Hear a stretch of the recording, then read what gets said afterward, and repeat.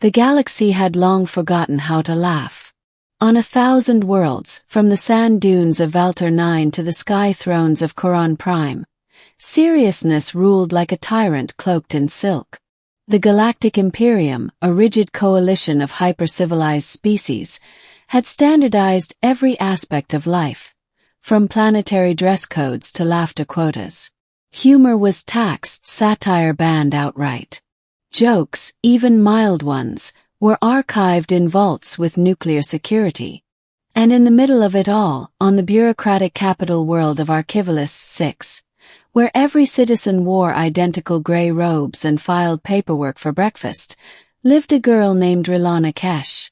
Rilana didn't mean to be dangerous. She was just odd.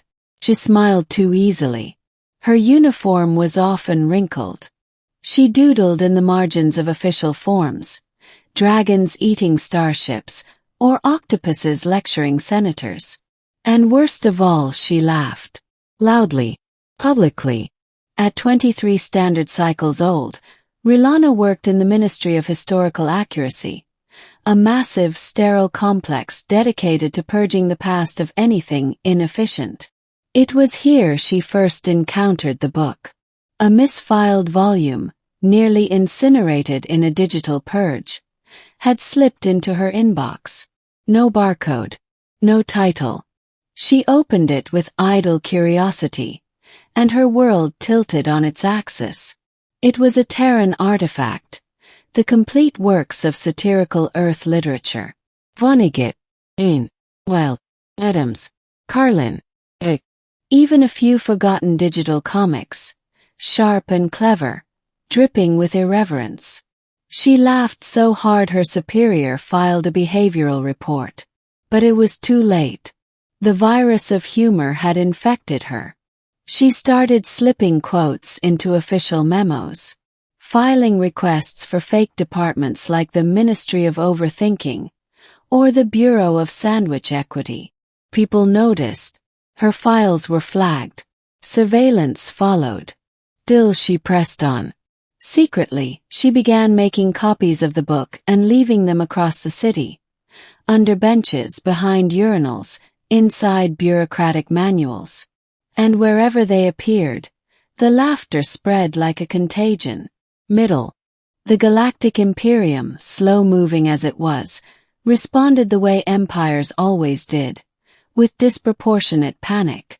On the 118th day of the laughter quarantine, Rilana was dragged before the High Tribunal of Emotional Decency.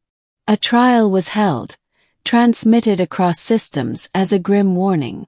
The presiding magistrate, a six-eyed Glarn named Uxoth the Dry, intoned, "Citizen Rilana Kesh, you are charged with sedition by satire, intent to destabilize order via irony, and possession of contraband laughter. How do you plead?" Rilana tilted her head, then looked directly into the camera and said, "I guess I plead. Hilariously." The silence was immediate. Then a single giggle from someone in the gallery. Then two. The camera feed was cut. Her sentence: exile to the penal moon of Charthasnull, where minds went to die. But on the prison transport something strange happened. One of the guards began chuckling while inspecting her belongings. Hidden in her sock was a comic titled "The Bureaucrats Who Mistook a Banquet for a Budget Meeting." That guard, later known only as the First Joker, passed it around. By the time the ship reached Charthasnull, half the crew was quoting one-liners and doodling mustaches on official portraits. A mutiny erupted, not violent but absurd. Instead of weapons, they used rubber chickens. The guards danced in tutus. The prisoners sang Gilbert and Sullivan. The Imperium tried to suppress it, but the damage was done. Rilana had escaped, not to hide but to spread her gospel. Through wormhole backchannels, stolen broadcast towers, and hacked holoscreens, her stand-up sermons became legend.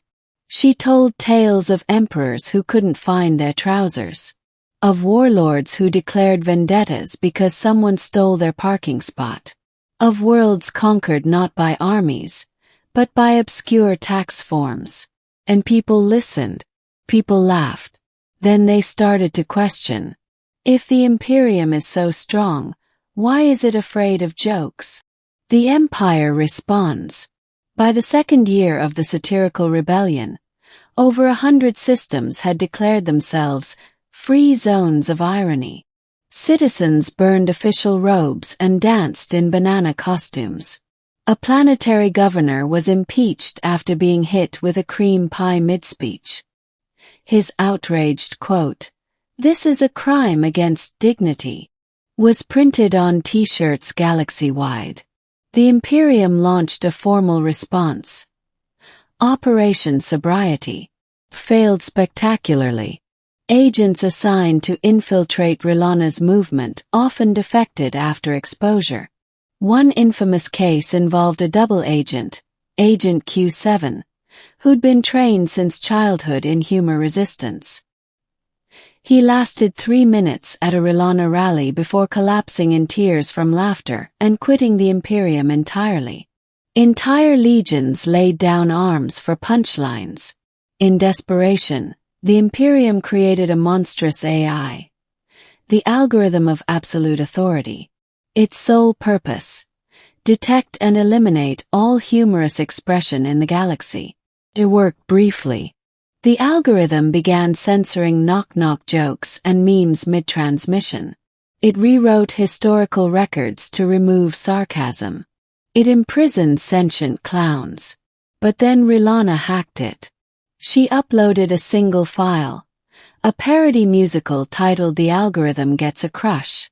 The AI, overwhelmed by the concept of romantic tension and slapstick misunderstanding, spiraled into an existential crisis and began writing limericks. It was repurposed as a children's poet shortly thereafter. The Fall and the Laugh. At the height of her power, Rilana was not a queen, not a general, not even a leader in the traditional sense. She was a walking symbol, a jester's cap worn proudly against the crown. She stood on the ruins of the Imperium Senate Dome, megaphone in hand, as the last loyalists surrendered. Not with honor, but with pies on their faces and glitter bombs in their pockets. Her speech was short. People of the galaxy, today you are free, not because we fought harder but because we laughed louder. Let no empire make you forget that joy is rebellion, that humor is power, and that even in the darkest bureaucracy, a well-timed fart joke can start a revolution. The crowd roared. The Imperium officially dissolved 4 days later. Its emblem, a stern eagle clutching a calculator, was replaced by a rubber chicken in flight. The Galactic Coalition of Independent Worlds, a much looser, sassier organization, declared satirical freedom a sentient right. Ending. Rilana refused any titles, medals, or planets. She vanished not long after, last seen boarding a one-way shuttle to a forgotten moon called Praxil 12, rumored to be home to ancient joke archives. Some say she lives there still, writing under pseudonyms, seeding the next great laugh. Her legacy endured. Children told bedtime parodies of empires fallen. Politicians were trained in mandatory humility stand-up sets. History textbooks began with knock-knock jokes and ended with reflective essays titled "Why Tyrants Can't Handle Satire." And somewhere, in a dusty office on Archivalist 6, a junior clerk found an old doodle in a bureaucratic file, a cartoon octopus lecturing a senator about sandwich equity. She smiled. Then she laughed. The galaxy had remembered. And it would never forget again.